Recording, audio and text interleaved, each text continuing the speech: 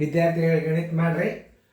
ಒಂದು ಕುಟುಂಬದ ಜನರ ಆದಾಯವು ಕ್ರಮವಾಗಿ 100, 200, 500, 600 ಮತ್ತು 1000 ಇದೆ. ಈ ಕುಟುಂಬದಲ್ಲಿ ಒಂದು ಮಗು ಜನಿಸಿದೆ. ಹಾಗಾದರೆ ಆ ಕುಟುಂಬದ ಸರಾಸರಿ ಆದಾಯ ಎಷ್ಟು?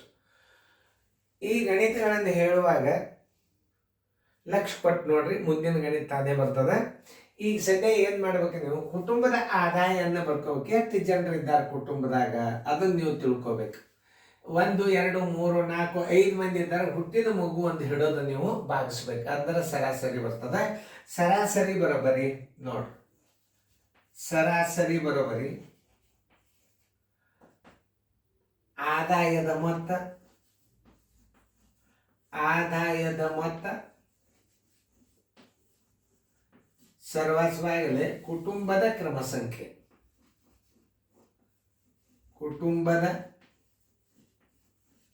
ಕ್ರಮ ಸಂಖ್ಯೆ.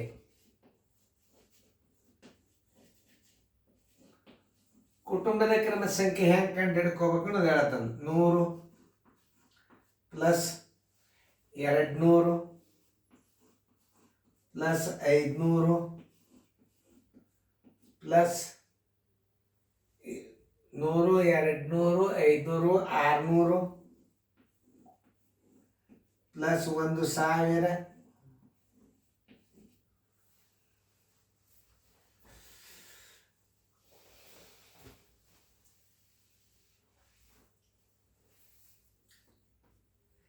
100 plus 200 plus 500 plus 600 plus 1000 ಸರ್ವಾಸ್ Baglay ಕುಟುಂಬದ ಸಂಖ್ಯೆ ಎಷ್ಟದ ಅಂದ್ರೆ ಇಲ್ಲಿ 1, 2, 3, 4, 5 ಅದ. ಹುಟ್ಟಿದ ಮಗು ಅಂತ ಹೇಳಿದ್ರೆ 6 ಆಯ್ತು. ಒಟ್ಟು ಆದಾಯ ಬರೋಬ್ಬರಿ 16, 21, 22, 23, 2400. 2400ಕ್ಕೆ ನೀವು 6ಲೆ ಭಾಗಿಸ್ಬಿಟ್ರೆ ಸರಾಸರಿ ಬಂದ್ರು ಕುಟುಂಬದ ಸಂಖ್ಯೆಯಿಂದ ಭಾಗಿಸ್ಬೇಕು. 6 1 6 4 3 ಸರಾಸರಿ ಬರೋಬ್ಬರಿ ಎಷ್ಟು? 400. ಸರಾಸರಿ ಬರೋಬ್ಬರಿ 400. ಉತ್ತರ ಸಂಖ್ಯೆ ಬಿ.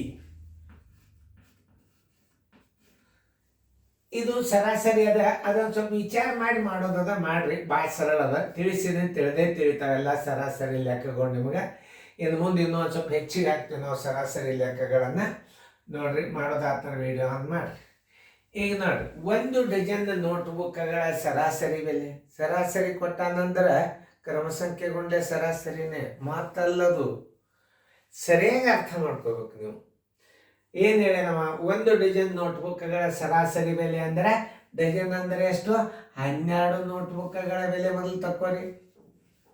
12 ನೋಟ್ಬುಕ್ಗಳ ಬೆಲೆ, 12 ನೋಟ್ಬುಕ್ಗಳ ಬೆಲೆ ಇಜ್ಕೊಳ್ಟು 12 × 15 ಇಜ್ಕೊಳ್ಟು 180 ರೂಪಾಯಿ ಆಯ್ತು. 12 ನೋಟ್ಬುಕ್ಕದ ಬೆಲೆ 180. 10 ನೋಟ್ಬುಕ್ಕದ ಸರಾಸರಿ ಬೆಲೆ ಕೊಟ್ಟದ ಮಾತು. ಓಕೆ, 10 ನೋಟ್ಬುಕ್ಗಳ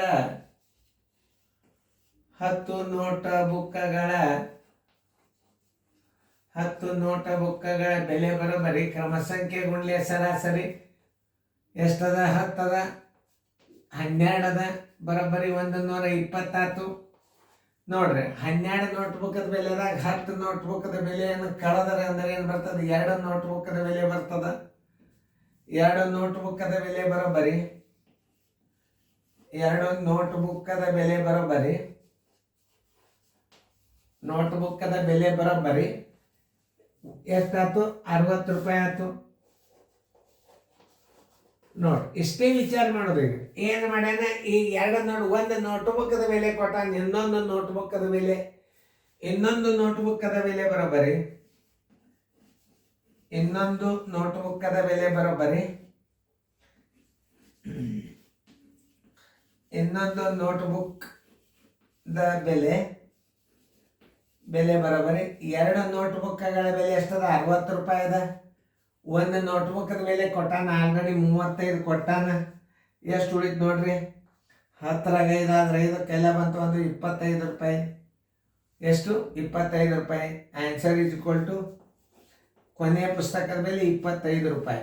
ಇನ್ನೊಂದ್ಸಲ ತಿಳಿಸಿ ಹೇಳ್ತಾನೆ ಉತ್ತರ ಸಂಖ್ಯೆ ಎ. ನೋಡ್ರಿ ಒಂದೊಂದ್ಸಲ ನೋಡಿ. ಇಲ್ಲಿ 1 ಡಜನ್ ನೋಟ್ಬುಕ್ಗಳ ಬೆಲೆ ಕೊಟ್ಟಾನ 12 ನೋಟ್ಬುಕ್ಗಳ ಬೆಲೆ 12 × 15 150. ಸರಾಸರಿ ಕೊಟ್ಟ ಅಂದ್ರೆ ಗುಣಾಕಾರ ಬಂತು ಅಂತ ತಿಳ್ಕೊಂಡೆ ಬಿಡೋದು ನೀವು. ಆಮೇಲೆ 10 ನೋಟ್ಬುಕ್ಗಳ ಬೆಲೆ ಬರೋಬರಿ 10 × 12 120. ಈ 12 ನೋಟ್ಬುಕ್ಕದ 10 ನೋಟ್ಬುಕ್ಗಳ ಬೆಲೆ ನೀವು ಕಳೆದ್ರಿ ಅಂದ್ರೆ 2 ನೋಟ್ಬುಕ್ಕದ ಬೆಲೆ ಬಂತು 60 ರೂಪಾಯಿ. ಇನ್ನೊಂದು ನೋಟ್ಬುಕ್ಕದ ಬೆಲೆ ಬರೋಬರಿ 2 ನೋಟ್ಬುಕ್ಗಳ ಬೆಲೆ ಮೈನಸ್ ಕೊಟ್ಟ ನೋಟ್ಬುಕ್ಕದ ಬೆಲೆ ಎಷ್ಟು ಕೊಟ್ಟಾನ? ಒಂದು ನೋಟ್ಬುಕ್ಕದಲ್ಲಿ 35 ಕೊಟ್ಟಾನ.